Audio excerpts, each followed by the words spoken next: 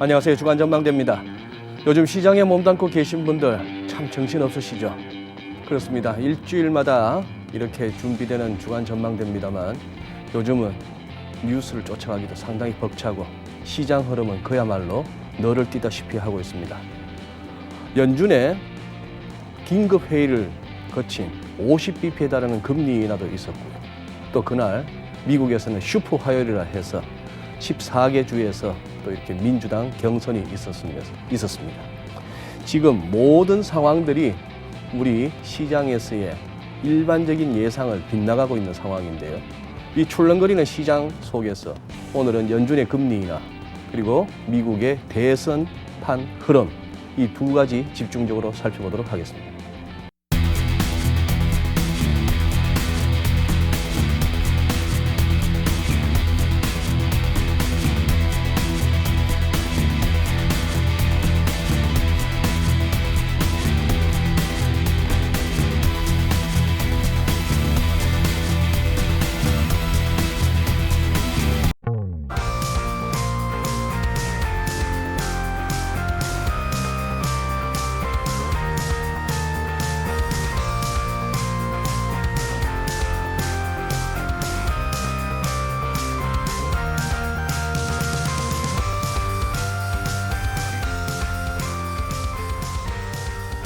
네, 오늘 주간 전망대 함께 해주실 분들 소개해드리겠습니다. IBK 연금보험 증권운용부장이시죠? 박정현 박사 나와주셨습니다. 네, 안녕하세요. 네, 안녕하세요. 오랜만입니다. 국립외교원 미주연구부의 민정훈 교수님. 안녕하세요, 네, 교수님. 안녕하십니까? 예, 반갑습니다. 고려대 경제학과 김진일 교수님 나와주셨습니다. 교수님. 네, 안녕하세요. 네. 우리 김 교수님은 제니 델런 전 연준 의장하고 동문이신데다가 연준에서 이코노미스트로 또 계시다가 지금 고대에서 경제학을 가르치고 계시고 네. 교수님하고 지난 9월 달에 그때 연준 얘기할 때만 하더라도 네. 오늘 같은 상황이 올 줄은 몰랐습니다. 그렇습니다. 한번 좀 업데이트 잘 부탁드리고요. 아유, 네. 민 교수님은 요즘 많이 바쁘셨지 않습니까? 돌아가는 상황이 뭐 북한 문제, 미국과의 관계 또 이제 미국 경선이 있고 한데 오늘 저희 주간 전망대 처음 나와주셨는데 너무 감사합니다. 좋은 불러주셔서 말씀 감사합니다. 예, 우리 박 부장께서는 안 터지셨어요 이번 장에? 저는 일단은 터지지는 않았습니다. 성공인데요. 네, 대성공입니다. 터지지는 않고 지금 이제 한 방을 노리고 있습니다. 한 방을 노리고 있다. 아 그래요. 이게 지금 저희가 매주 목요일 날 오후 저녁 시간에 이제 녹화를 하고 있습니다. 그래서 토요일 날 이제 처음 유튜브가 올라갈 때 조금 무슨 얘기를 하나 싶을 때도 있을 만큼 요즘은 하루하루가 오전 다르고 오후 다르고 잠잘 때 보는 시장하고 아침에 일어나서 보는 시장이 다르고 그런 상황입니다. 조금 요약을 하자면은 지난주 그러니 2월 27일, 28일 그 무렵에 26, 27 트럼프 대통령은 굉장히 연준을 압박했었고 좀 서둘러라 그렇게 했었고 그러다가 2월 28일 날 제롬 파월 연준 의장 명의의 성명서가 올라와서 곧 적절히 행동하겠다 하면서 그날도 장중에 한 1000포인트 이상 빠지던 다우지수가 낙폭을 300포인트대로 줄이고 그 여파가 월요일까지 이어져서 또 미국 시장이 많이 올랐는데 그 다음 날 화요일이 3월 3일이었습니다. 3월 3일인데 뜬금없이 3월 17, 18에서 우리는 3월 18일 날 FMC에서 무슨 액션이 나올까 싶었는데 갑자기 연준에서 긴급 회의를 했다 그러고 그날 G7 뭐 재무장관, 중앙은행장들도 공조하겠다는 성명이 나왔는데 50bp나 내렸고요. 그랬는데도 장은 빠졌고요. 네. 그리고 그날이 슈퍼 화요일 해서 또 생각지도 못했던 애초에 아이오와 코커스나 뉴햄프셔 이런 데서 굉장히 처졌던 조 바이든 후보가 치고 나왔습니다. 그러고 나서 장은 또 우리 서울도 앞서가고 했는데 지금 녹화하면서 잠시 들여다보니까 다들 잘 갔는데 지금 유럽 장은 약간 삐리합니다.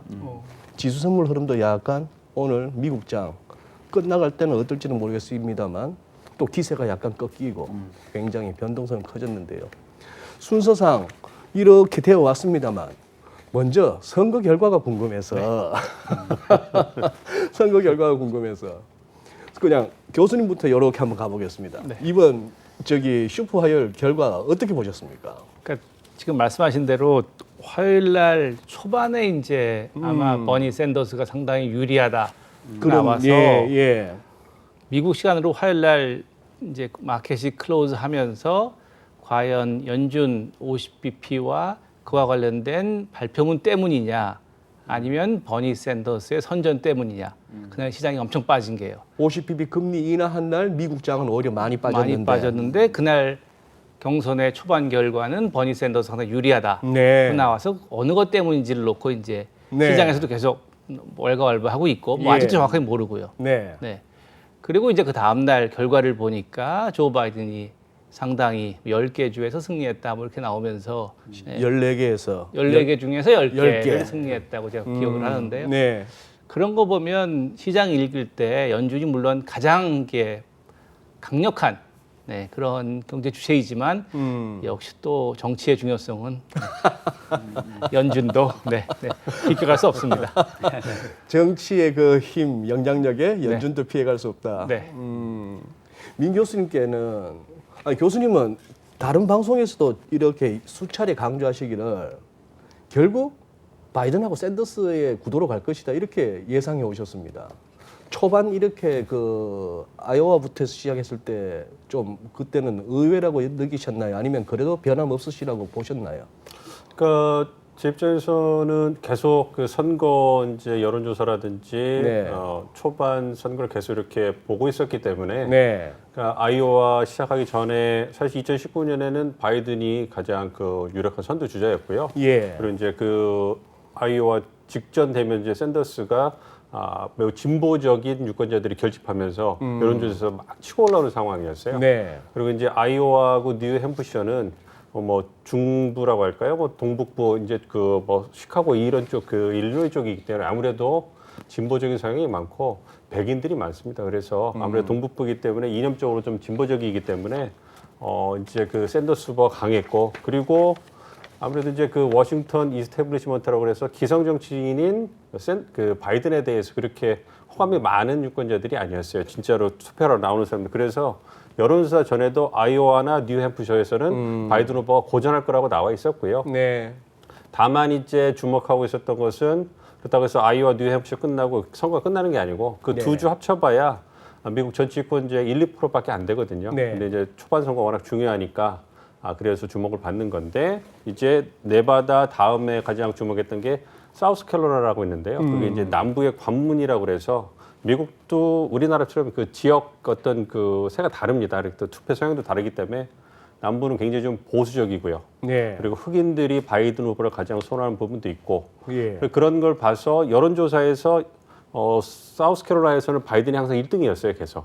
근데 이제 샌더스가 잘하면서 초반에 잘하면서 이제 그 격차가 줄어드는데 네. 그래도 이제 그 사우스캐롤라이나를 바이든이 지키면서 이제 좀 그 반전의 모멘텀을 잡았죠. 네. 그래서 제가 생각할 때는 그래서 이제 그 바이든 대신에 아이오와 뉴햄프에서 잘했던 그 인디애나주의 조그만 사우스밴드라는 그 시의 시장을 했던 피트 부티지지라는 네, 후보가 네. 잘했었는데 중도로 많이 겹치거든요. 예. 그런데 이제 그 후보들은 이제 그 정치 경험도 약하고 선거 자금도 약하고 그렇기 때문에 초반에 뭔가 붐을 막 일으키지 않으면 어떤 그 나중이 지날수록 역량이 떨어지기 때문에 힘든 분명히 네, 있습니다. 네. 그래서 그걸 지켜보고 있었고 그 이제 아무래도 바이든 후보가 사우스캐롤라이나에서 압승을 하면서 분위기를 탔고 그러면서 이제 중도가 분열되면 샌더스한테 민주당 후보가 넘어간다 이런 것 때문에 아무래도 이제 그 그런 부분을 고려했을 때 제가 생각했을 땐 부티지지의 어떤 그 붐이 일시적이지 않을까. 그래서 그걸로 받고 그것이 이제 좀 적축을 하면서 결국은 이제 그 진보 진영에서는 샌더스로 또 워렌이 아직 남아 있지만 그리고 이제 중도에서는 바이든이 남으면서 이제 부티지지라든지 클로버셔 같은 중도 후보들이 사퇴를 하면서 이제 바이든한테 표가 몰려온 거죠. 그래서 몰려왔다. 결국은 많은 말씀을 드렸지만 결국은 민주당도 거대 정당이기 때문에 우리랑 마찬가지입니다. 그래서 민주당 내에도 굉장히 진보적인 사람도 있고 네. 중도적인 사람도 있고 남부는 좀 보수적이거든요. 근데 이제 이거 그 구성을 보면 민주당도 중도와 보수가 더 많습니다. 그러니까 네. 그 보수라기보다는 중도 성향의 유권자가 많기 때문에 그 유권자들이 이제 샌더스 후보가 되는 것에 경계를 하기 시작했고 그게 이제 표심으로 나타난 거죠. 그래서 저는 거기에 주목을 해서 결국은 시간이 지날수록 중도층의 표심이 결집하면서 결국은 좀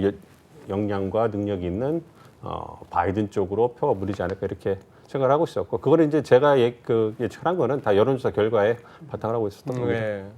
교수님 말씀하신 김에 조금 평소에 궁금했던 거 한번 좀 여쭤보겠습니다. 코커스는 뭐고 프라이머리는 뭡니까?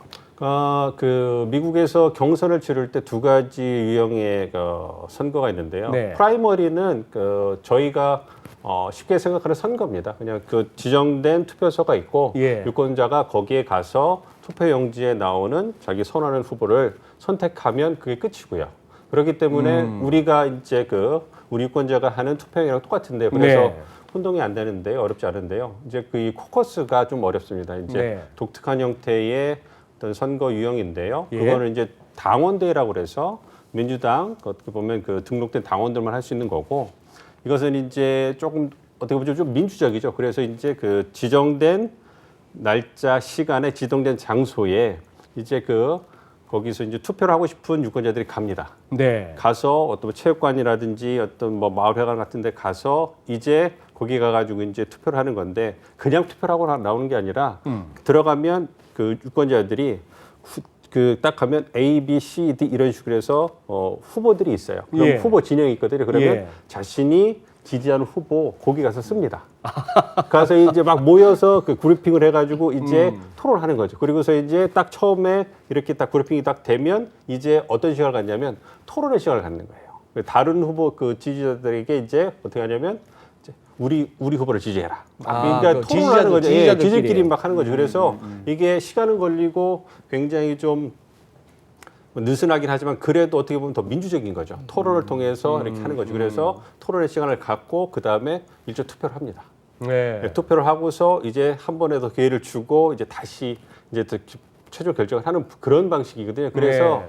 굉장히 좀 우리한테 낯선 방식인데 이게 또 어려운 게 뭐냐면 이것이 처음에는 우리로 하면 동 단위에서 했다가 예. 그게 결과를 내서 이제 구 단위로 또 올라갑니다. 예. 그러고 나서 이제 시 아니면 스테이트 주 단위로 올라가기 때문에 사실 저희가 선거날 보는 것은 가장 작은 그 프리싱트라고 하는 가장 동 단위 혹은 뭐 몇 개의 동을 묻혀둔 그런 선거구에서 결과만 보는 거거든요. 네. 그래서 이제 그런 부분이 있기 때문에 아무래도 우리 입장에서는 저희는 그냥 프라이머리나 그냥 일반 선거에서 투표하는 거 익숙하기 때문에 좀 익숙하지 않은데 이번에 그 아이오와 코커스에서 문제가 됐던 건 뭐냐면 가장 큰 문제는 뭐냐면 이 프라이머리는 주정부에서 이렇게 관할을 합니다. 그래서 이제 그 주정부에서 인력을 투입해가지고 네. 진행을 하기 때문에 통계라든지 진행이 좀 보다도 원활한데 이 코커스는 이게 그 당에서 하는 거예요. 네. 그 주 당에서 하기 때문에 인력도 뭐 아무래도 부족할 거고 통계도 부족하고 그래가지고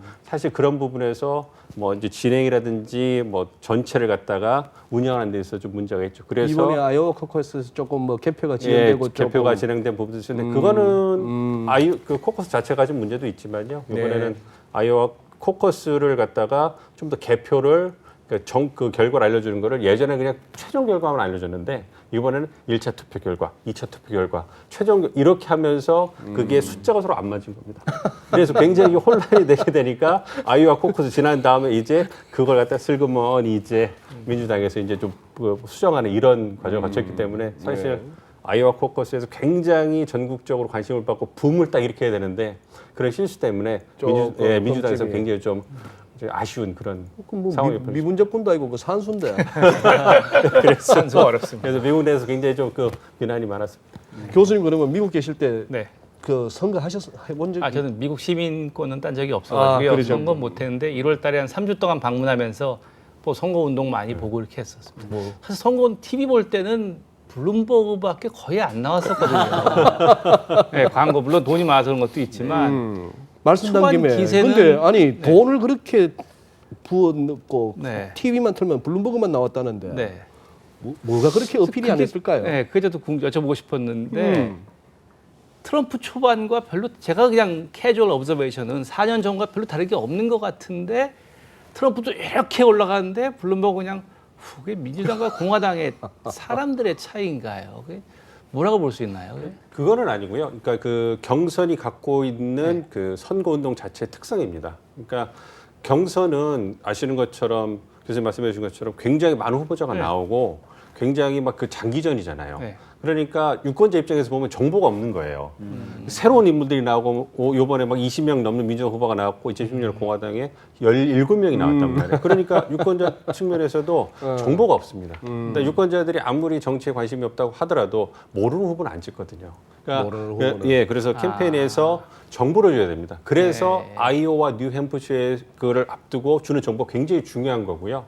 이제 그 다른 주에 사는 사람들은 장기전이니까 아이오와나 뉴햄프셔에서 결과를 보고 저 사람이 굉장히 주목을 받고 잘하는구나. 이 사람이 당선 가능성이 있구나. 우리가 바이어빌리티라고 하는 건데요. 경선 당선 가능성. 그리고 딱 그 초반에 그 선거 콘서트 결과를 보면서 어떤 후보가 잘하고 이 후보면 결국 11월에 선거에 가서 공화당 후보 상대 당 후보를 이길 수 있겠구나 이런 판단 그 정보를 갖게 됩니다. 그래서 초반에 주어지는 정보가 유권자도 굉장히 중요하고 그래서 초반에 얼마나 잘하는가가 경선 승리 나가서 본선 승리를 위한 발판이 되거든요.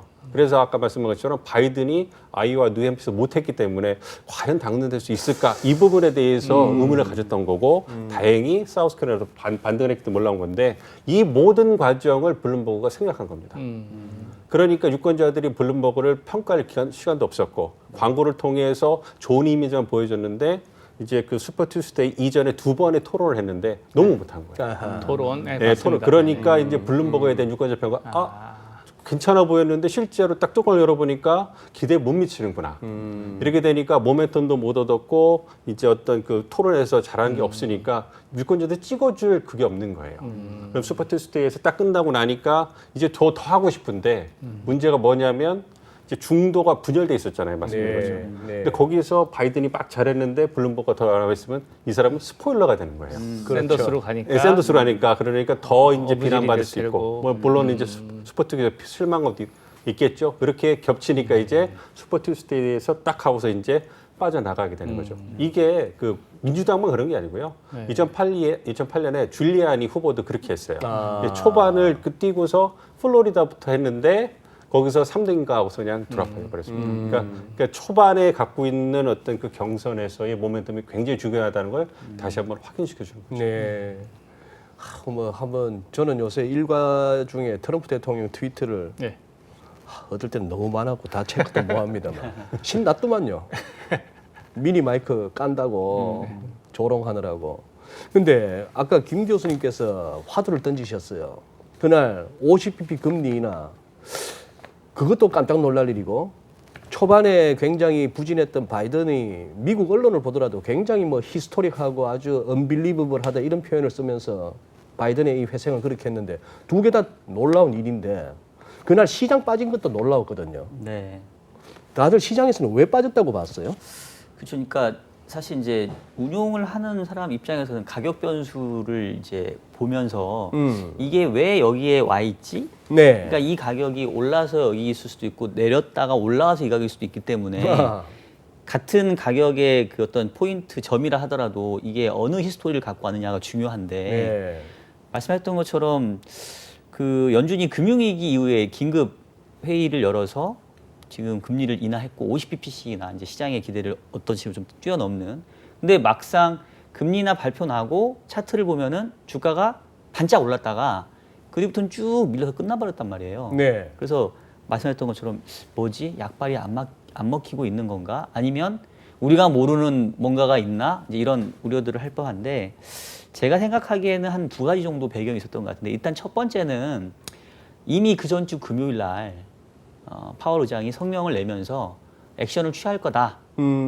그리고 그러면서 실제로 그 FF 금리 선물 시장에 보게 되면은 이미 3월 FMC에서 50bp 금리 인하 할 거다라는 확률을 거의 95% 반영을 하고 있었어요. 프라이싱이. 네. 그러니까 시장 입장에서는 이미 그 파월 의장의 그 긴급 성명으로 인해서 금요일 시장 꼬라 내리박던 주가를 끌어올렸던 부분을 한번 반영했고 그다음 월요일 날 또 주가가 5% 올랐잖아요. 맞아요. 좀 선반영된 부분이 좀 있었지 않냐. 그런 부분이 하나 있는 것 같고 두 번째는 사실은 이제 저도 그 부분이 아직 저도 이 정리가 안 된 부분인데 과거의 그 연준의 통화 정책은 그 어느 정책보다도 파워풀했고 결과적으로 항상 경기를 이렇게 내지는 주식시장을 이렇게 반등시켰는데 과거의 경제 위기, 금융 위기는 우리가 이른바 이제 총수요의 위기 아니었냐라는 거죠.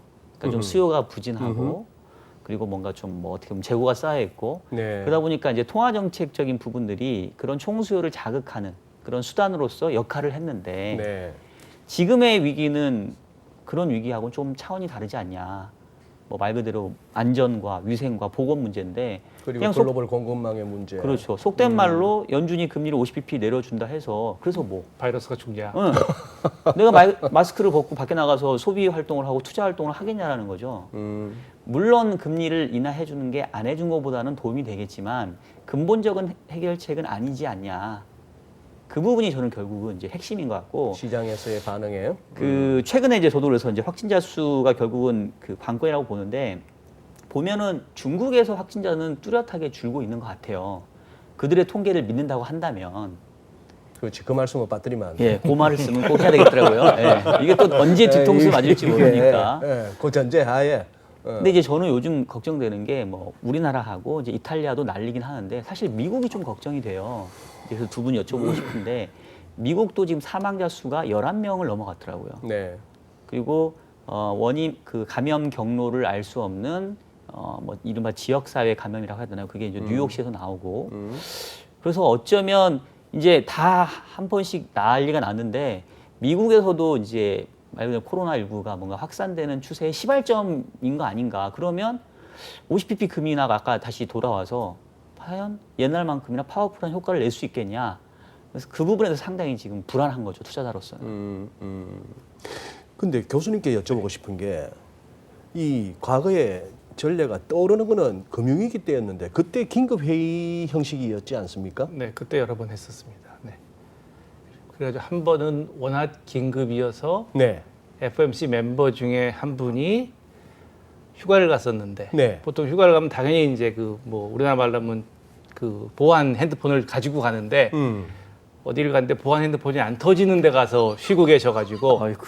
네, 미국이 좀 나라가 넓어서 우리나라와 달리 어디 좀 이렇게 좀 좋은 리조트에 가 있으면 안 터지는 데가 많습니다. 그래요? 네. 그래가지고 거기 보시면 한 명은 뭐 불가피한 이유로 참가를 못했다. 아, 그래서 참가를 못한 결석을 한 유일한 미팅으로 그 정도로 급하게 했습니다. 그때 75p 내렸을 때 그때 말씀하시는 그때가 건가요? 그건지 정확히는 모르겠는데요. 네, 언제인지는 모르겠는데 75p 내린 거는 그 2008년 1월 날짜가 아마 21일일 것 같은데요. 왜냐하면 그 셋째 월요일 날이 마틴 루터 킹 할러데이입니다. 예, 예. 그래서 노는데 근데 그러고 나서 이제 조금 있다 그 다음 주에 FOMC 미팅이 있어가지고 저도 그 다음 주에 FOMC 미팅 때문에 보고서를 쓰러 일요일이 휴일임에도 불구하고 나갔었습니다. 그래서 나가서 보고서를 갖춰 쓰고 있는데 오버타임 이제 직장 수당도 상사가 오버타임 수당도 그런 없이. 거 없습니다. 원래 교수도 52시간 해당 안 되거든요. 네. 그렇게 한참 일을 하고 있는데 상사들이 일요일인데 양복을 입고 나오시더라고요. 뭐지? 하는데 제 방에 와서 일하지 말아라. 그냥 네가 할 거 연구할 거 있으면 하고 있어라. 몇 시간만. 이상하다고 하는데 이제 그걸 한 거죠. 스페셜 미팅을. 그러니까 non regular 미팅. 흔히 이머전시 미팅이라는 걸 하고 그리고 75p를 내리고 그러고 이제 한 열흘쯤 있다가 계획된 미팅에서 50bp를 또 내리고. 추가적으로. 그러니까 아까 이번에도 50bp 내리는데 또 내릴 또 할 건 가능성이 많다고 높아 하는 보이죠. 게 과거 경험에 따르면 그러면 다가오는 18일 날 또 내린다 또 한 번 말씀이에요? 정도는 또 내리다. 과거의 경험을 보니까 네. 아까 얘기했던 넌 레귤러한 미팅에서 금리 인하를 한 경우에는 정례 미팅에서 또 금리를 내린다? 내리는 경우가 대부분이었어요. 그렇죠. 예, 거의. 교수님도 그렇게 보십니까? 근데 과거의 행위가 그랬고 그게 이제 기본 뭐 그 사이에 코로나 바이러스가 많이 이제 나아지면 컨테인 되면 안 그럴 수도 있겠지만 아마 기본 시나리오냐면 그렇지 않았으면 그냥 25로 가져가는 게 더 부드럽고 예, 연착륙하는 방식인데 저도 사실은 그 정도 하고 뭐 아마 금요일 정도에 하지 않을까 그 25p요. 그러면 이제 방송 연락 받고서 저희는 목요일 방송인데 금요일 날 그거 하고 나면 어떡하지?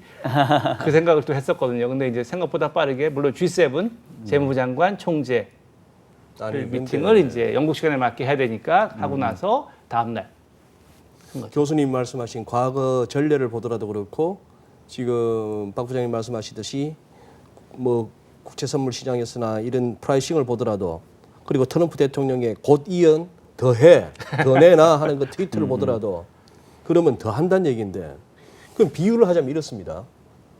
무슨 뭐 저 뭡니까 인조 때 네. 그 병자호란 남한산성이라고 치고요. 백성들이 굶어 죽습니다 해서 그러면 한번 열어봐라 했더니만 고작 쌀가마가 150가마밖에 없었는데 네. 1.5에서 1.75 이게 지금 150가마 중에 그냥 첫날 그냥 50가마를 퍼져버렸습니다. 네. 이제 100가마 남았는데요. 이 장기전으로 언제까지 갈지도 모르겠는데 다른 비유로 탄창에 총알 150발 중에 이번에 50발을 써버렸어요. 이거 어떡하려고 이럽니까? 근데 과거 그러면 다 탄약 다 쓰고 나면 또 딴 게 있지 않습니까? 뭐가 있었죠? 비전통적 도망치고 해본 경험이 있으니까 물론 안 좋지만 그 안 좋은 거와 이번에 50발 쓰는 거에 그 편익 비용이 어떤지를 분석을 아마 하지 않았을까 그런 생각이 들고요. 그거는 아마도 그 G7 미팅이 있기 전부터 했고 G7 미팅이 있은 다음에 그런 것을 토론을 해서 50BP를 하지 않았을까 하는 게 이제 제 생각입니다. 5년만 기다리면 다 나옵니다. 그 모든 보고서가 5년만 기다리시면요. 물론 시장에서 5년이 지난 다음에 과거에 그런 건지 아무도 모르지만 예, 신문 언론에서는 관심이 있어가지고요. 예, 그때 무슨 일이 있었는지를 언론에서는 이제 5년쯤 지나면 그때 그 보고서를 하고 다 나와서 예, 그날 했던 결정이 얼마나 훌륭했는가 아니면 얼마나 바보 같았는가 하는 거를 언론에서 아주 자세히 예, 밝혀드립니다. 김진일 교수님께는 이 질문을 하자니 좀 친정에 대한 거라서 민 교수님 그 잘난 중앙은행들이 늘 내세우는 게 자기들은 독립적이랍니다. 정치적인 어떤 그 고려 없이 자기들은 지표만 경기 상황만 이렇게 보고 주어진 그 맨데이트인 물가 안정과 무슨 뭐 완전 고용을 위해서 아주 냉철하게 판단을 한답니다. 동의하십니까?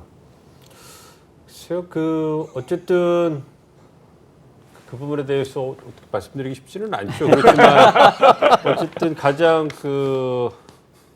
임명권자가 할 수도 있고요. 그다음에 가장 강한 힘을 갖고 있는 대통령, 행정부 지도부 수반의 어떤 얘기는 어느 정도 고려를 해야 되지 않을까 좀 생각을 하고 있습니다. 그래서 사실 이번에 뭐 저의 이제 경제 쪽에서는 굉장히 문외한이지만 왜 이 시점에 그러한 결정이 나왔는가 말씀하신 것처럼 올해 이번 달 중반 정도에 결정이 나올 건데 예, 그게 나온 이유 그래서 이제 언론 걸 보면 그만큼 코로나가 사태가 위중한 것이냐 그래가지고 그렇게 말씀하신 난 레귤러로 디시전을 할 만큼 그렇게 큰 거냐 그래서 이제 주가가 하락하게 되고 또 예기치 않게 또 바이든이 승리하면서 다시 좀 반등하는 걸 보여주고 이런 걸 보면 저희 쪽에서 얘기하는 건 이게 정치 경제죠. 이제 그렇죠. 예, 정치가 경제에 영향을 미치고 정치에 영향을 미치는 건데 물론 이제 그 연준에서 뭐 트럼프 대통령의 의사를 다 반영할 수는 없겠지만 그래도 이제 대통령이 이제 계속 어떤 지속적인 일관된 메시지를 보내면 그럼 어느 정도는 고려하지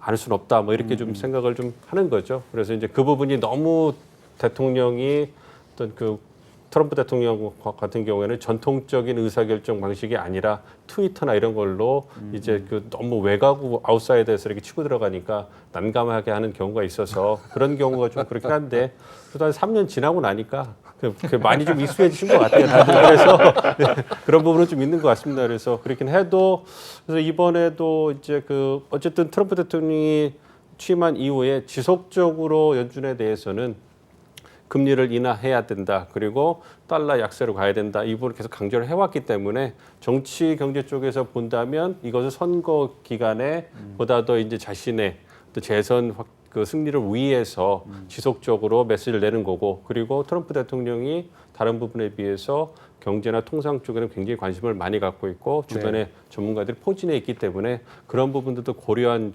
선택이 아니었는가 이렇게 생각해 보면 한편으로 이건 좀 뭐 개인적인 생각이긴 하지만 트럼프 대통령의 결정이 그렇게 자신의 정책 목적을 위한 결정은만은 아닐 수 있다. 이런 부분도 좀 고려를 할 필요가 있다고 생각하고 있습니다. 그러면 3년 내내 하셨기 때문에 한 번쯤 안 해보시면 시장이 어떻게 움직일까 참 궁금합니다. 어떤 거요? 연준 미팅이 하고 났는데 트럼프가 트윗을 안 한다. 안 한다. 그러면 시장에서 어떻게 그걸 반응할까? 소위 그 악플과 무플의 차이인데요. 네네. 한 번도 안 해본 적이 말씀하신 대로 한 번도 안 해본 적이 없으니까 네. 연준이 뭘 하고 나서 하고 거기에 나서 대한 트럼프 대통령의 더 했어야 된다는 말을 안 하시면 시장에서 어떻게 반응을 할지. 해석은 분분할 것 같아요. 그러니까요. 그러니까 둘 중에 하나겠죠. 그러니까 이미 얘기가 돼서, 네. 그러니까 흔히 말하는 뭐 눈빛만 보도 아는 척하면. 이런 생각, 척하면 척이니까 이제 굳이 내가 얘기 안 해도 돼 이럴 수도 있고, 이제 서로 합의가 안 됐으니까 계속 압박할 수도 있고. 근데 지금 분위기로는 안 하면 오히려 이미 뭐 다 얘기가 됐구나 이렇게 생각할 가능성이 더 커 보이는데. 계속 하시는 게 그냥.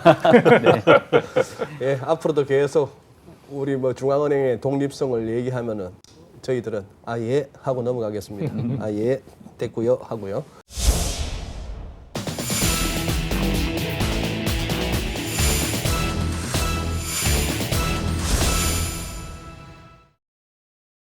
그러면은 이것도 한번 여쭤볼게요, 박 부장님. 네. 결과적으로 네. 한은은 실탄 아꼈어요. 네. 지난 금통위 때. 네네. 잘한 거 아닙니까?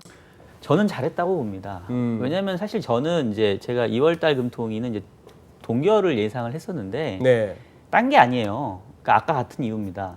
통화 정책이라고 하는 카드가 이게 곡간에 곡식이 넘쳐나면 그냥 무궁무진하게 쓰면 되죠. 미국보다도 훨씬 우리는 총알이 적다라고 보는 게 뭐 일반적인 생각이잖아요. 그러면 금리를 내리더라도 이게 정말 이 효과가 극대화될 수 있는 타이밍을 노려야 되는데 2월 달에 금리나 했다고 한다면 제가 봤을 때는 그냥 묻혔을 것 같아요. 네. 하느니 25p 금리나 해준다 한들 이게 금융시장을 안정시켰을 거냐? 저는 전혀 효과가 없이 그냥 카드 하나를 소진해 버렸을 것 같아서. 근데 그 카드 아꼈음에도 불구하고 무슨 이유인지는 몰라도 금통위 때보다 지금 장은 더 좋은 상황으로 와 있잖아요. 주식시장 말씀. 주식시장도 그렇고 뭐 네. 전반적으로. 그러니까 그거는 뭐 사실 우리 통화 정책에 대한 기대보다는 글로벌리 뭔가 이제 정책의 공조가 나왔다라는 부분에서 이제 점수를 주는 것 같고요. 네. 그리고 아시잖아요. 이 시장이라고 하는 거는 뭐 다 기본 생각하시겠지만 이성적이지 않거든요. 절대. 저도 운영을 해보니까 제가 리서치만 뭐 십몇 년 책에서는 하다가 굉장히 합리적이라 그러고 뭐 아니죠. 책에 나와요. 비이성적이라고 원래. 근데 절대 이게 포지션을 가지고 있는 상황에서는 이성적으로 움직일 수가 없는 것 같아요.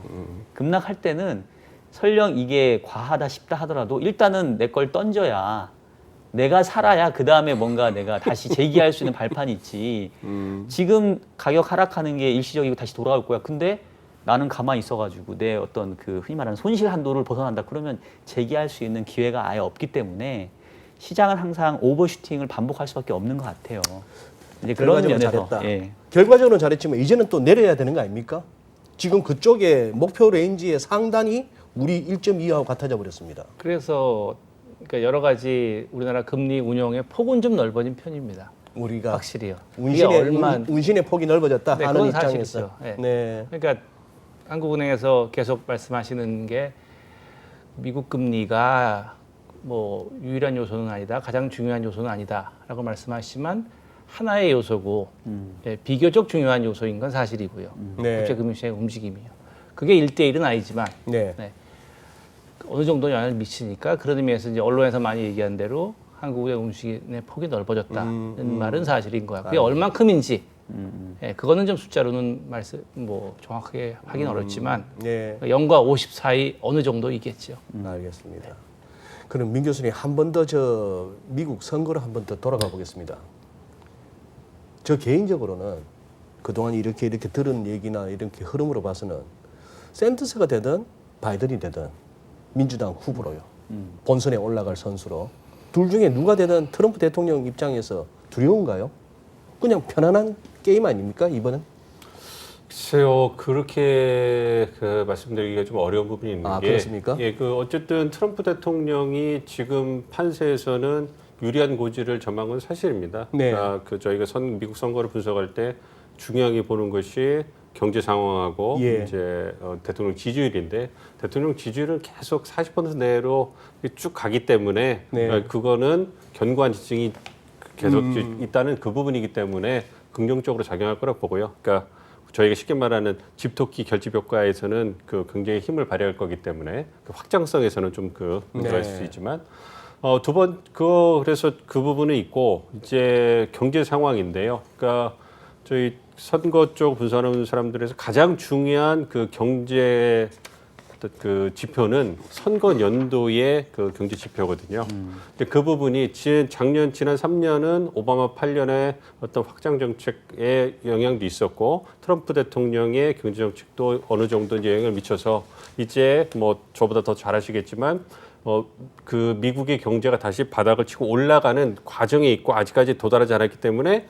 유권자들이 굉장히 체감 경기가 좋다라고 좀 느끼는 상황이거든요. 네. 그래서 지금까지의 상황만 고려한다면, 즉 코로나19가 어떤 영향을 미칠 것인가를 배제하고 지금까지의 상황을 본다면 트럼프 대통령이 유리한 상황이죠.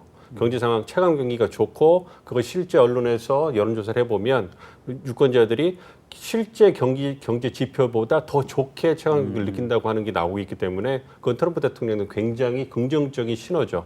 근데 이제 말씀드린 것처럼 올해 상반기에 과연 미국 경제가 코로나19 사태에서 얼마나 견고하게 버틸 수 있는가, 그런 부분에서 트럼프 대통령이 굉장히 긴박하게 움직인 거 아니냐, 이렇게 금리 부분에서 좀 고려할 수가 있는 부분이 있거든요. 그래서 네. 그걸 본다면 만약에 지금 상태로 간다면 유량은 사실이지만 결국은 11월에 선거에 가면 민주당 공화당 후보 이렇게 1대1로 붙는 구도가 되는데 거기에 미국의 양극화가 심하기 때문에 대부분의 민주당 유권 지지자는 민주당 후보를 찍고 공화당을 찍습니다. 네. 중요한 것은 경합지에서 누가 더 자신의 지지층을 결집에 동원하느냐, 이 부분인데 경제가 계속 좋고 트럼프 대통령에 대한 평이 좋으면 공화당 그 지지자들은 굉장히 기분 좋게 투표로 많이 나올 것이고 민주당은 잘 안 나올 수가 있죠. 그런데 반대의 경우가 일어날 수 있는 것이기 때문에 그렇게 동원 능력에서 본다면 아까 말씀드린 것처럼 민주당도 굉장히 리버럴한 사람도 있고 중도적인 사람도 있는데 샌더스는 지금 경선에서는 아무래도 경선에 직접 나와서 투표를 하는 민주당 유권자들은 굉장히 이념적으로 강성입니다.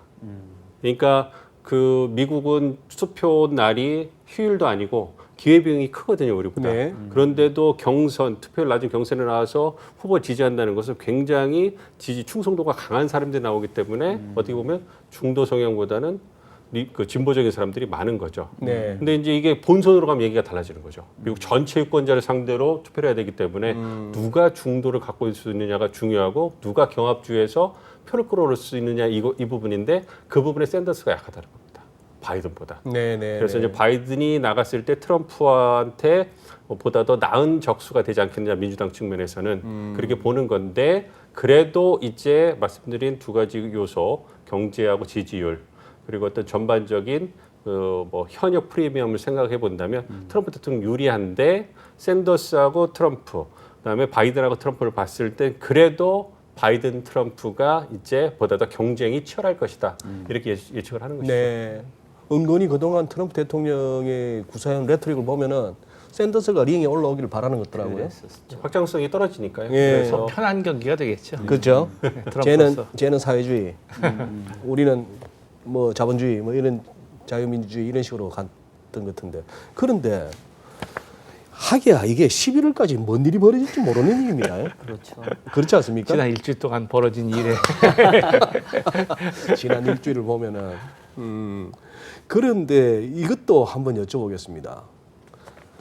트럼프 대통령의 이른바 러시아 스캔들은 그동안 뭐 탄핵까지도 갔습니다만 대충 봐서 이제 유야무야인데요.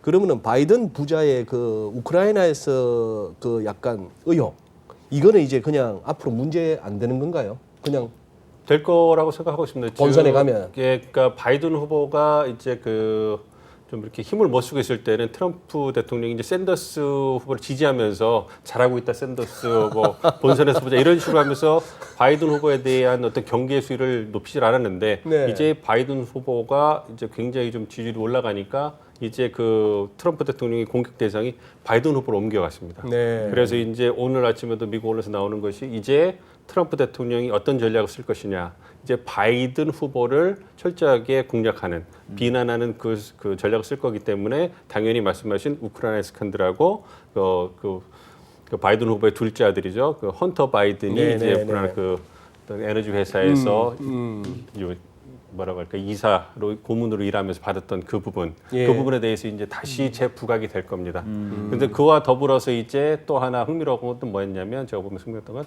누가 되든 아까 이제 사회자께서 말씀하셨죠. 누가 되든 샌더스가 되든 바이든이 되든 이미 트럼프 대통령은 민주당을 이제 급진적 사회주의자 정당으로 낙인 찍어놓고 공격할 것이다. 왜냐하면 이미 샌더스가 경선 기간에 그거를 공식화했기 때문에 네. 거기서 자유로울 수 있는 민주당 후보는 없다. 이렇게 다 이렇게 규정을 지어놓고서 이제 지지 결집에 나서기 때문에 이제 트럼프 대통령이 본선에 가서 만약 바이든 후보가 올라간다면 말씀하신 우크라이나 스캔들, 헌터 바이든에 대한 집요한 공격과 더불어서 그 이제 민주당 후보들이 보여줬던 사회주의 보편적인 의료보험이라든지 부유세라든지 예. 어떤 그 대기업에 대한 어떤 해체 공약 이런 부분에 대해서 집요하게 물고 공격하지 않을까 생각하고 있습니다. 하기야 그동안에 트럼프 대통령의 행적을 보면은 이 일단 프레임을 딱 짜놓고 거기다 집어넣고 상대방 말도 못하게 그냥 계속 몰아붙이는 그런 스타일이 있는데 김 교수님께는 이거 꼭 한번 여쭤보고 싶었습니다. 지금 다들 시장에서 시황은 그렇습니다.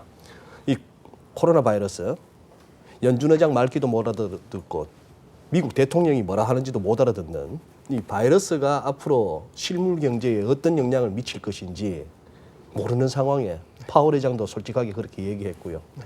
그래서 과거에 연준이 너무 금리를 올려서 금융 환경을 긴축적으로 만들어서 시장이 막 흔들리다가 연준이 이렇게 태도를 바꾸면은 시장이 또 안정을 찾던 것과 같은 효과가 있겠느냐 하는 우려는 있습니다. 일반적인 얘기인데 저는 혹시 교수님께서 시장에 지금 모든 겉으로 드러나는 거는 코로나 바이러스라고 하는데 이것이 아니고 참 평온하게 오던 시장이 하루에 막 이렇게 움직이는 이렇게 된 데는 무슨 또 다른 우리가 언급 안 하고 있는 다른 리스크는 염두에 두고 계신 거 없나 해가지고. 그러니까 아까 코로나 바이러스가 총수요 충격이 아니라는 말씀을 해주셨는데 그렇다면 이제 총 공급 충격이라고인데 단순히 코로나 바이러스 혹은 그것 때문에 오는 저희 그 인적 자본의 손실 그리고 행동에 있어서 소위 말하는 그 거래 비용이 증가해서 사람들이 제대로 못 다니고 그러니까 9.12 사태 이후에 뭐 비행장 가면 공항에서 2시간씩 기다리고 맞아요. 과거에는 네, 30분도 안 기다려서 네. 그런 문제가 아닐 수도 있는 뭔가 걱정이 있어서 시장이 흔들리는 것 같고요. 네. 그게 보이는 게 요즘 많이 얘기하는 그 소위 글로벌 밸류 체인. 네, 그러니까 세계의 경제가 그냥 잘 돌아갈 때는 몰랐는데 지금 보니까 자꾸 여기서 삐걱거리는 게 보이는 거죠. 중국이 안 하고 보니까 이게 없네. 우리나라도 뭐 현대자동차 쓰고 뭐 이런 게 다 그런 거 아닙니까? 그러니까 2008년에 금융기관들이 연결이 돼 있었는데 그걸 모르고 서브프라임 다 망해도 얼마 안 됩니다. 그리고 금융시장 1년에 한 10번은 그 정도 흔들립니다. 그 정도 빠집니다. 그래서 걱정할 필요 없습니다라고 연준 내에서 그냥 계속 얘기했던 네. 그런 것이었는데 사실 금융기관 그렇게 큰 금융기관들이 연결이 돼 있어서 같이 망할지 모른다는 그 걱정이 버난케나 다른 그 팀 가이트나 이런 사람들로 하여금 그냥 아주 굉장한 자금 투입을 가져왔듯이 지금도 혹시 시장에서는 그 글로벌 밸류 체인 때문에 연결이 돼 있고 그래서 한 나라의 충격이 다른 나라에 더 많이 가는 것을 좀 그게 좀 그 소위 말하는 시장에서 냄새를 맡고 있는 게 아닌가 하는 생각은 저도 왜냐하면 2008년 그 당시에도 연준 내에서 뭐 저도 다른 사람들하고 서프라임이 얼마나 사이즈가 큰지 그건 다 해봤거든요. 있는 데이터 가지고. 그렇죠. 근데 데이터 모르는 데이터가 있었기 때문에 거기서 이제 문제가 터졌는데 그 당시에도 미국이나 한국에서 이제 워싱턴에 와서 물어보시는 분들 보면 좀 뭐가 이상하다 냄새가 쉽게 얘기하면 돈을 굉장히 특히 자기 돈까지 많이 투자하신 분들이 그런 걸 하는데 요즘도 시장이 말씀하신 대로 정상적이지 않을 만큼 많이 움직이는 게 뭔가 그런 데서 글로벌 밸류 체인이나 혹은 다른 데서 이러한 네. 코로나 바이러스가 한 나라의 경제에 의해서 다른 나라에 미치는 네. 충격이 훨씬 큰 게 우리가 아직까지 잘 모르지만 그러니까 2008년 위기 이후에 국제 금융 쪽에 있어서 새롭게 모든 걸 다시 했듯이 혹시 무역 쪽에 있어서 저희가 지금까지는 잘 고려해보지 못했던. 네. 왜냐하면 잘 돌아가면도 뭔지 알 수가 없는 거죠. 잘 돌아갈 때는 안 보이던. 네. 네. 공기 좋을 때 미세먼지가 네. 걱정 안 하고 예, 전혀 예. 몰랐듯이. 네. 그래서 그런 무역 링크 쪽에서도 뭐가 있는 게 아닌가 하는 그런 걱정은 네. 그게 저는 그냥 개인적으로 경제학자로서 해보는 걱정입니다. 네. 박 부장께는 이거 한번 여쭤볼게요. 일각에서는 그 얘기도 하거든요. 크레딧 시장이 약간 특히 정크 쪽에 네. 혹시 무슨 조짐 없습니까? 아직은 그러니까 기본적으로 지금 미국채 10년짜리 금리가 뭐 1%를 깨고 내려갔다가 뭐 다시 올랐다가 지금 왔다 갔다 하고 있거든요. 그러니까 거의 고점 대비 뭐 고점을 언제 잡느냐에 따라 중요하긴 한데 전 저점이 불과 한 1.4%인가 이랬어요. 맞아요. 그건 근데 이제 그것보다도 지금 거의 40bp, 50bp 예. 떨어졌기 때문에 전체적으로 다 금리 레벨은 이제 낮아졌고요. 네. 그리고 이제 이런 경우에는 대부분 크레딧 스프레드 좀 벌어집니다. 이런 왜냐면 경우에는 크레딧 스프레드라고 하는 게 이제 그 회사채 금리하고 국고채 금리의 차이인데 국고채 금리가 이렇게 급격하게 떨어질 때 회사채 금리가 같은 폭으로 쫓아오지를 못해요. 예. 네, 그러다 보니까 이제 스프레드가 벌어지긴 하는데, 근데 사실 금리 레벨이 떨어지면서 벌어지는 크레딧 스프레드의 확대는 그렇게 크게 위험으로 보지 않습니다. 이제 문제는 국채 금리는 떨어지는데 회사채 금리가 못 떨어지거나 오히려 올라가는 경우, 내지는 국채 금리는 낮은 수준을 유지하는데 회사채 금리가 먼저 올라가는 경우, 그러니까 결국은 뭔가 절대 금리 자체가 조금 올라가는 부분들이 이제 비로소 워닝의 시그널로 보여지긴 하는데 아직은 그렇지는 않고 있어요. 그래요. 근데 이제 방금 교수님 말씀하시는 거 제가 들어보니까 정말로 그러니까 제가 아까 이 코로나 바이러스 때문에 뭔가 이제 우려가 있는 것 같다고 말씀드렸는데 사실은 그게 그냥 사람들이 나다니지 않아서가 아니라 말씀하셨던 글로벌 밸류 체인, 결국 중국이 공급자 역할을 해주고 알게 모르게 뭔가 중국의 공급과 뭐 미국의 소비와 이런 것들이 이제 잘 질서 정연하게 돌아가던 시대가 이제는 어쩌면 원활하게 작동 안 할 수도 있겠다라는 이제 우려가 더 부각이 된다고 하면 그때는 이제 정말로 그런 정크 본드에서 금리가 지 혼자 튀어오르는 이른바 신용 경색 상황으로 갈 수 있겠죠. 네. 그러니까 그거는 우리가 이제부터 들여다봐야 되는 아주 중요한 포인트는 될 것 같아요. 아직은 아니지만 네. 그런 징후는 아직 없습니다만 그 부분에서 뭔가 징후가 보인다면 요거는 정말로 10년마다 한 번씩 반복되는 어쩌면 금융위기의 우연을 가장한 필연이 될 수도 있지 않냐. 그거는 봐야 될 것 같아요. 그럼 지난번 거만 2년 빨리 왔고 우연히 그렇다고 볼 수 있고요.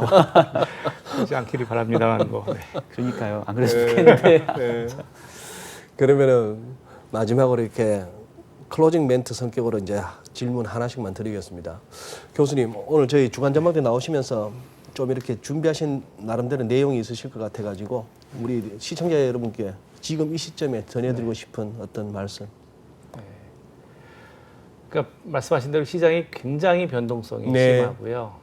그리고 연준의 움직임이나 그리고 다른 중앙은행 그리고 한국은행 움직임이 사실 굉장히 예측 불가능하게 움직이고 있습니다. 네. 그런 상황에서 아마 시장에서 투자하시는 분들은 그러니까 본인의 가장 기본적인 목적, 그러니까 자기의 투자의 호라이즌이 뭔지에 대한 고민부터 시작하시는 게 거기에 흔들리지 않는 방법이 아닌가 하는 생각이 듭니다. 그야말로 데이 트레이딩을 하시는 분부터 시작해서 아예 길게 20, 30년 보고 투자하시는 분도 있으실 텐데요. 그에 따라서 투자 전략이 정말로 달라질 수밖에 없는 거고요. 네. 그러니까 결국은 그러네요. 믿을 사람은 본인밖에 없는 시기가 네, 온 것 같고 그런 것 같습니다. 예. 그러니 그냥 이렇게 잘 갈 때는 데이 트레이드나 네. 포지션 트레이드나 네. 별로 뭐 다 잘 되니까요. 다 잘 되니까. 근데 지금은 그 성격에 따라서 네. 또 투자 철학에 따라서 많이 달라질 수 있는 그런 상황이다. 예. 그리고 민 교수님께는 좀 이 말씀을 여쭤보겠습니다. 솔직히 최근 들어서 우리 외교 부문에 대한 국민들의 조금 실망은 큽니다. 근데 지금 굉장히 격변기거든요. 지금 이제 중국이나 미국이나 서로 줄서라고 하고 있는 와중이고 또 미국은 이제 또 대통령 선거 기간에 접어들었고 제 짐작컨대 그냥 저의 개인적인 짐작입니다만 지난번에 2016년에는 러시아가 그거 했다면 지금은 중국이 뭔가 좀 뒤에서 뭐라도 마음으로라도 바라는 바가 있을 건데 이런 상황에서 우리나라가 어떤 스탠스를 취해야 됩니까? 그 말씀해 주신 것처럼 기본적으로 공감하는 것은 우리 외교가 굉장히 그 변화의 중심에 선 거는 네. 마찬가지 같습니다. 그것이 이제 우리 중심으로 본다면 한반도 차원에서의 외교안보에 있어서 평화 프로세스가 시작되면서 이제 미국과의 관계, 일본과의 관계, 중국과의 관계, 러시아의 관계, 뭐 북한과의 관계도 마찬가지죠. 그 부분에서 이제 변화가 추동이 됐고요. 그리고 이제 보다 더 크게 전 세계적으로는 미국발 어떤 충격이죠. 네. 트럼프 대통령이 본격화시킨 거죠. 2008년 금융위기 이후에 미국이 쇠퇴한 국력을 회복하기 위해서 자국 중심주의, 국내 문제에 집중하면서 오바마 행정부터 시작된 그러한 자국 중심주의가 트럼프 행정부에 들어서 노골적으로 이제 예. 이제 그 본격화가 됐고 그 부분은 앞으로도 그 다음 대통령이 민주당 대통령이 나오던 공화당 대통령이 나오던 그 예전의 세계 경찰로서의 미국은 보기는 어려울 거라고 저희 전문가들이 좀 보고 있습니다. 아무래도 네. 이제 미국이 자국 중심주의로 가는 그러한 경향은 한동안 지속되지 않을까 좀 보고 있기 때문에 그러한 부분에도 우리가 이제 그 준비를 해줘야 되거든요. 그 왜냐하면 한반도 차원에서 변화도 일어나고 있고 미국발 차원 그 변화가 뭐냐면 그런 자국 중심주의를 통해서 우리한테 바라는 게 뭐냐면 이제 미국이 돈이 없으니까 이제 그 이 동아시아 영내에서 리더십을 지키기 위해서 이제는 미국도 역할을 하겠지만 동맹국 파트너들이 보다 더 확대된 기여와 역할을 해라 이거거든요. 네. 그게 가시적 나오는 게 방위분담금 증액 이런 예, 부분이거든요. 그렇기 때문에 이제 우리도 이제 한반도 차원에서의 변화, 그다음에 동아시아 차원에서 변화 이런 부분에 중심에 서 있기 때문에 사실은 어려운 국면에 있는 게 사실입니다. 그렇지만 지금 우리 정부나 전문가들이 다 이제 갖고 있는 게 뭐냐면 이제 우리도 중견국에서 어떻게 본다면 보다 더 강대국으로 나가는 그 변화의 시점이 있기 때문에 우리 외교에 있어서 국익이 무엇인지 원칙이 무엇인지 큰 그림을 그려야 된다. 그거를 좀 충실히 준비를 하고 있고요. 그걸 바탕으로 해서 말씀드린 차원, 한반도 차원, 동아시아 차원, 글로벌 차원에서 우리가 어떻게 우리의 국익을 지킬 것인가에 대해서 이제 케이스 바이 케이스로 접근할 수밖에 없다. 이러한 부분에 대해서 큰 어떤 구체적인 총사진이 나오고 있는 상황입니다. 그렇기 때문에 과거에 비해서 어떻게 본다면 우리나라가 보다 더 지역 내에서 외교안보 측면에서 회자가 많이 되는 부분은 그만큼 우리의 위치라든지 아니면 위상이라든지 역할이 커졌다는 걸 또 반증하는 부분도 있거든요. 네. 그러니까 그런 부분도 있으니까 다 부정적인 부분은 아니기 때문에 우리가 이제 역할이 바뀌고 증대되면서 불가피하게 겪는 그러한 그 변화의 중심에 있다고 생각하시면 앞으로도 차근차근 하나씩 준비해 나간다면 저는 그렇게 뭐 비관적으로 이렇게 보지는 않습니다. 예, 알겠습니다. 그리고 우리 박 부장님, 네. 일단 최근 장에서 안 터졌다는 그 초반의 그 말씀에 네. 일단 엄지척. 아닙니다. 이거는 저 사람이 죽은 내 갖고 이렇게 이런 차트가 안 나오거든요. 이거는 지금 네. 막 기계들이 막 설치되고 뭐 바로바로 입력되는 순간에 막 뒤도 안 돌아보고 사든지 팔든지 하다 보니 하루에 막 저렇게 5%도 지수가 움직이는 그런 장이 됐는데 지금 같은 장에서는 우리 같은 사람들이 흔히 하는 말로 개인 투자자들한테 손절 원칙 잘 지키세요. 손절도 못 해요. 그렇게 움직이면은. 맞습니다. 지금 같은 이 변동성이 좀처럼 가라앉지 않을 것 같습니다. 네. 우리 또 질문제도 없던 거 그냥 바로 던지니까 우리 또 박 박사님 믿고 여쭈니까 이럴 때 보통 어떻게 어드바이스 해주세요? 일단은 그러니까 역시 이제 투자는 예측보다는 대응의 영역이라고 봐야 될 것 같고요. 대신 이제 전망을 세우고 그 전망에 대한 근거 부분들을 체크리스트를 만든 다음에 이 부분들이 계속 유지된다고 한다면 내 전망을 유지하고 거꾸로 내가 체크리스트로 삼았던 것들이 만약에 이제 무너진다고 한다면 그 농구가 무너진다고 한다면 뒤도 안 돌아보고 포지션을 뒤집어 까야 되거든요. 근데 이제 지금 뭐 제가 기본적으로 생각하고 있는 거는 밸류에이션적인 측면에서 봤었을 때는 어쨌든 주식이 싸졌고 채권은 비싸진 게 사실이란 말이에요. 밸류에이션 측면에서. 밸류에이션 측면에서는. 그러면 이제 주식을 사고 채권을 파는 이런 액션을 언제 취할 거냐. 그 부분들이 저는 일단은 방향을 놓고 보려고 하고요. 여기서 제가 이제 체크리스트로 삼고 싶은 거는 일단은 첫 번째인 그 각국 중앙은행의 정책 공조가 나왔다라는 부분들은 이제 저는 긍정적인 부분으로 봤고요. 네. 이게 나올 게 나왔다고 봅니다. 나올 게 요거는 나왔다? 예상대로 가고 있는 거고. 근데 이제 두 번째 체크리스트 아까 이제 제가 자꾸 아직 정리가 안 됐다고 하는 게 이게 이제 팬데믹으로 가냐 안 가냐인데 뭐 사실은 팬데믹이죠. 뭐 중국에서 있었던 게 지금 뭐 한국, 뭐 이탈리, 이란 뭐 이렇게 퍼졌고 미국도 이러고 있으니까. 근데 남북하고 북극 빼고 다 갔어요 지금. 그렇죠. 네. 근데 저는 핵심은 미국이라고 보거든요. 음. 그러니까 미국에서의 확진자와 사망자 수가 통제가 된다고 한다면 그런 정도는 이미 현재의 가격 변수에 반영됐다라고 저는 생각을 할 겁니다. 근데 만약에 미국에서도 확진자 수가 뭐 우리나라처럼 막 몇백 명씩 늘어나기 시작한다고 한다면 이거는 아직도 우리가 반영할 게 많이 남았다. 저는 이제 그거를 좀 체크리스트로 삼고 싶고요.